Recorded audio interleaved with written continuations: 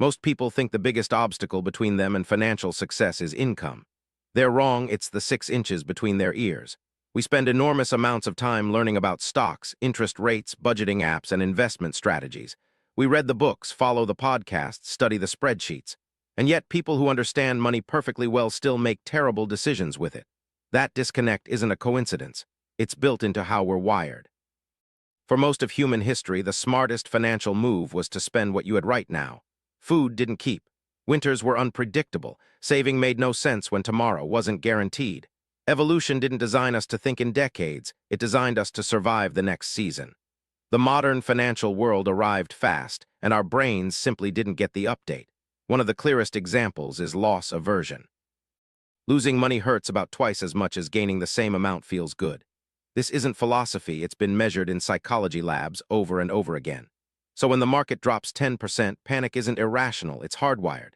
The rational math says hold, the ancient brain says run, and for millions of people, the ancient brain wins. Then there's the comparison trap. You get a raise, life should feel better, but your neighbor just bought a new car and your colleague just announced a promotion. Suddenly your raise doesn't feel like progress, it feels like falling behind. Psychologists call this relative deprivation, and it quietly wrecks people's finances. Not because they're shallow or greedy, but because status signals genuinely mattered for survival in small communities. Your brain is just running old code in a new world. Future you also feels like a stranger. This is called present bias, and it's why the choice between $50 today and $80 in 2 weeks almost always goes to the 50. We know the math, we still take the cash. Retirement feels impossibly abstract compared to the very real desire to book a trip, upgrade a phone, or just feel a little better today. Delayed gratification isn't a personality trait, it's a skill. And like any skill, it has to be practiced. There's another one worth naming: overconfidence. Studies consistently show that people rate themselves above average as drivers, above average at their jobs, and above average as investors, all at the same time, which is mathematically impossible.